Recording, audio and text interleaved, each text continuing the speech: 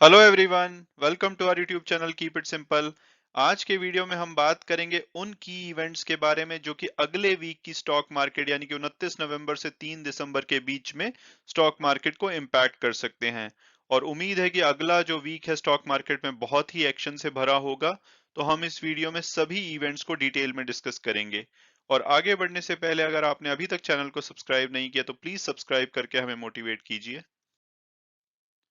तो सबसे पहले अगर हम बात करें पिछले वीक की, तो पिछले वीक स्टॉक मार्केट में पैनिक सेलिंग देखी गई। और जो हमारे बेंचमार्क इंडिसेस हैं यानी कि सेंसेक्स और निफ्टी, वो अपने 3 मंथ लो पे फ्राइडे को बंद हुए।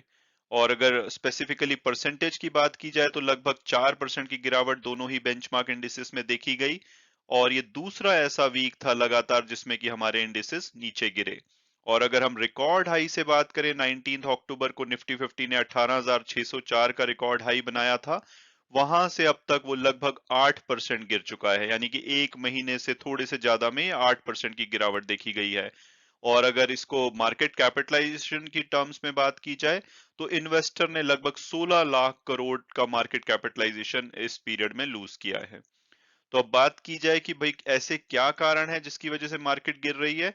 तो सबसे बड़ा कारण है जो न्यू कोविड 19 का वेरिएंट मिला है, जिसको कि अब ओमिक्रॉन के नाम से जाना जाएगा। ये साउथ अफ्रीका में पहले पहले आइडेंटिफाई किया गया था, तो इसकी वजह से इन्वेस्टर बहुत ज्यादा नर्वस हैं, क्योंकि इसकी हाईली म्यूटेड वेरिएंट है ये। तो ये देखना होगा कि आगे आने वाले टाइम में अगर ये बहुत तेजी से फैलता है तो दोबारा से रेस्ट्रिक्शंस लग सकती हैं, लॉकडाउन लग सकते हैं। तो आप इसको अगर डिटेल में समझना चाहते हैं तो मैंने इस पे एक स्पेसिफिक वीडियो बनाया था, मेरे चैनल पे है, वो आप उसको देख सकते हैं। इसके अलावा जो यूरोपियन नेशंस हैं वहां पे कोविड 19 के केसेस लगातार बढ़ रहे हैं। तो ये भी इन्वेस्टर्स को नर्वस कर रहा है।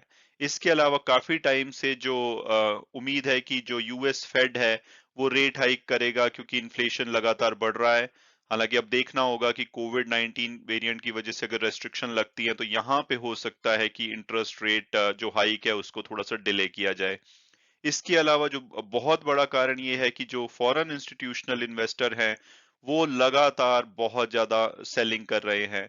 उनके हिसाब से मार्केट अभी ओवर वैल्यूड है, और इसके अलावा जो फेड रेट का जो उनको रिस्क लग रहा है इसकी वजह से लगातार सेलिंग देखी जा रही है।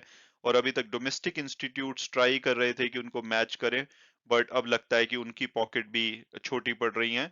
और ये एक बहुत बड़ा कारण है हमारी मार्केट में गिरावट का। इसके अलावा पिछले वीक में स्पेसिफिकली जो फार्म लॉस को रिपील किया गया है गवर्नमेंट के द्वारा, उसको भी मार्केट ने नेगेटिवली लिया है। तो अगर हम समरी में बात करें तो निफ्टी 50 लगभग 738 पॉइंट गिरा पिछले वीक में, परसेंटेज टर्म में 4.16%। और जो क्लोजिंग है वो 17,026 के लेवल पे हुई। ये अगस्त 30 के बाद लोएस्ट क्लोजिंग लेवल था। और अगर सेक्टर स्पेसिफिक बात की जाए तो फार्मा को छोड़ के सभी सेक्टर लाल में बंद हुए। और अगर हम ब्रॉडर मार्केट की बात करें तो बीएससी मिड कैप 4.14% गिरा, और स्मॉल कैप भी 2.52% गिरा। तो ये तो बात हुई पिछले वीक की। अब सब लोग इंटरेस्टेड होंगे कि भाई अगला वीक क्या सरप्राइज ला सकता है।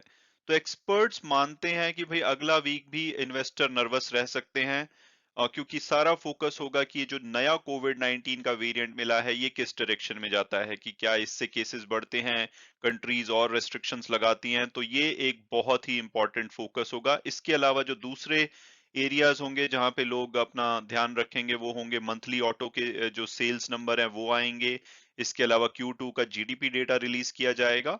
और फॉरेन इंस्टीट्यूशनल इन्वेस्टर आगे क्या करते हैं, क्या वो कंटिन्यू करेंगे सेलिंग या थोड़ी सी बाइंग शुरू करते हैं। तो ये कुछ इंपॉर्टेंट ट्रिगर्स हैं जो अगले वीक मार्केट में डायरेक्शन डिसाइड करेंगे। तो अगर हम डिटेल में बात करें सबसे पहले कोरोना वायरस की, तो फॉर्चुनेटली इंडिया में अभी भी चीजें कंट्रोल में लग रही हैं। 11,000 से केसेस लगातार कम आ रहे हैं पिछले 2 वीक से।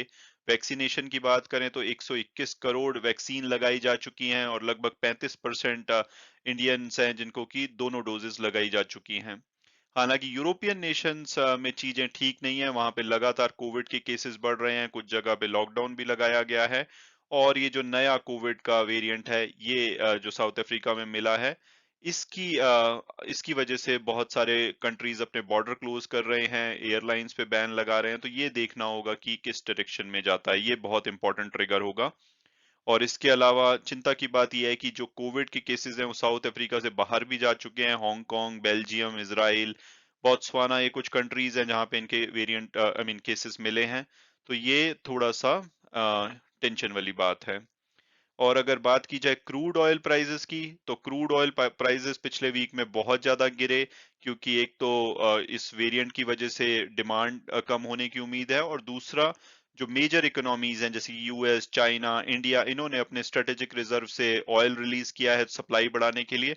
तो इस वजह से ऑयल के प्राइसेस लगभग, अगर ब्रेंट क्रूड फ्यूचर की बात करें, तो अपने रीसेंट हाई से 12% गिर चुका है, और पिछले वीक में भी ये 3% तक गिरा है। हालांकि ये इंडिया के लिए बहुत ही अच्छी बात है, क्योंकि नेट ऑयल इंपोर्टर है इंडिया। लेकिन अगर इसकी प्राइसेस वॉलेटाइल रहते हैं तो वो आने वाले टाइम में अच्छी बात नहीं होगी। तो इसमें इंपॉर्टेंट ट्रिगर ये होगा कि 2 दिसंबर को ओपेक प्लस देशों की मीटिंग है, और उसमें जैसे कि पहले उम्मीद की जा रही थी कि वो सप्लाई बढ़ाएंगे, लेकिन अब वो क्या डिसीजन लेते हैं, क्या वो इस टसल में पार्टिसिपेट करते हैं और अपनी सप्लाई को ना बढ़ाने का डिसीजन लेते हैं, या इवन उसको कट करते हैं, तो प्राइजेस बढ़ सकते हैं। और अगर वो थोड़ा सा सपोर्ट करते हैं तो यहाँ पे प्राइजेस स्टेबल हो सकते हैं। तो ये भी एक इम्पॉर्टेंट ट्रिगर रहेगा 2 दिसंबर को ओपेक प्लस की मीटिंग। इसके अलावा बात की जाए फॉरेन इंस्टीट्यूशनल इन्वेस्टर की सेलिंग की, तो उन्होंने पिछले वीक में 21,000 करोड़ की मैसिव सेलिंग की है, और अब उनकी जो नवंबर की ओवरऑल सेलिंग है वो 31,000 करोड़ की हो गई है। और ये तब है जबकि 25,000 करोड़ वो ऑलरेडी अक्टूबर में बेच चुके हैं। तो लगभग 56,000 करोड़ वो 2 महीने के अंदर बेच चुके हैं। तो ये एक बहुत ही ज्यादा नेगेटिव सेंटीमेंट है, जिसकी वजह से मार्केट हमारी गिर रही है। और अभी तक डोमेस्टिक इंस्टीट्यूशनल इन्वेस्टर सहारा दे रहे थे, वो बाइंग कर रहे थे, लेकिन इस पिछले वीक में वो पीछे रह गए। वो सिर्फ 11,000 करोड़ खरीद पाए इनके 21,000 करोड़ के मुकाबले। और उनकी जो ओवरऑल बाइंग है वो 20,000 करोड़ है नवंबर की, यानी कि टोटल जो सेलिंग है एफआईआई की, उनसे 11,000 करोड़ कम। और अगर अक्टूबर की बात करें तो उन्होंने सिर्फ 4,470 करोड़ की बाइंग करी थी। तो लगातार जो फॉरेन इंस्टीट्यूशनल इन्वेस्टर हैं उनको आउटपेस कर रहे हैं। और अगर ऑटो सेल्स की बात की जाए तो नवंबर के जो नंबर्स आएंगे, वो एक इम्पॉर्टेंट ट्रिगर होगा कि उसमें चिप शॉर्टेज का क्या लेना देना है अभी भी, क्या इसकी वजह से जो ऑटो सेल्स के नंबर है वो कम रहते हैं, या उसमें कुछ इंप्रूवमेंट देखी जाती है। तो ये एक इम्पॉर्टेंट इवेंट होगा। हालांकि उम्मीद की जा रही है कि अभी भी पैसेंजर व्हीकल की जो सेल्स है वो शायद इम्पैक्टेड रह सकती है चिप शॉर्टेज की वजह से। इसके अलावा टू व्हीलर्स और ट्रैक्टर सेल्स भी थोड़ा सा डिक्लाइन देख सकते हैं। हालांकि कमर्शियल व्हीकल स्पेस में एक्सपर्ट्स मान रहे हैं कि वहां पे थोड़ी सी इंप्रूवमेंट देखी जा सकती है। और बात की जाए हमारी प्राइमरी मार्केट की, यानी कि आईपीओ और लिस्टिंग की, तो गो फैशन का जो आईपीओ है वो 30 नवंबर को लिस्ट होगा। इसके अलावा दो नए आईपीओ अगले वीक में ओपन किए जाएंगे। एक star health and allied insurance company, जो कि राकेश झुंझुनवाला जी के द्वारा बैक की जाती है। इसका आईपीओ 30 नवंबर से 2 दिसंबर के बीच में खुला रहेगा, और इससे ओवरऑल 7,249 करोड़ मार्केट से रेस किए जाएंगे। इसके अलावा तेगा इंडस्ट्रीज, जो कि सेकंड लार्जेस्ट प्रोड्यूसर है पॉलीमर बेस्ड मिल लाइनर्स का, उनका आईपीओ 1 से 3 दिसंबर तक खुलेगा, और इससे वो 619 करोड़ रुपए मार्केट से रेस करेंगे। और अगर इकोनॉमिक डेटा की बात करें तो जीडीपी का डेटा रिलीज किया जाएगा सेकंड क्वार्टर का, यानी कि जुलाई से सितंबर का, 30 नवंबर को।